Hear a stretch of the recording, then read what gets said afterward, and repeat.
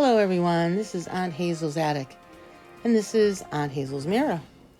And we're going to talk about how I used transfers on this old used up mirror and made it really beautiful again. Stay tuned. Okay, so I should have videoed this before I started this project. As you can see, this mirror was all deteriorating under here. It's supposed to look like, let's see. It's supposed to look like, where is it? See, it's supposed to have this all the way under, and it's disintegrating. And I'm just too dang cheap.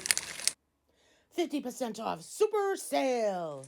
You know, Aunt Hazel, it's okay to be frugal. It's okay to, not want to spend a lot of money. But I'm doing these transfers, which is wicked fun. I'm actually enjoying this project, if you can believe it. I know, Aunt Hazel. It's a shocker.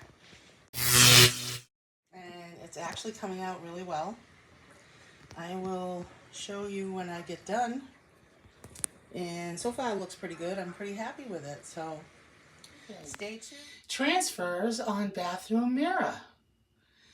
That came out really, really cool. I'm too cool for school. I love it. Peep, peep, peep, I love it too. And it was so much fun. Whee! I really enjoyed it. Did you enjoy that? Yes, I did. I'm going to get a picture of it, the whole thing, and add it to this. Let's see if I can back up a little bit more. My bathroom, I had a tiny little bathroom. But Teeny weeny. yeah, it was good fun. The transfers went on easy. Yeah, I would recommend this to anybody. Big Daddy thought the mirror would be worth like $100.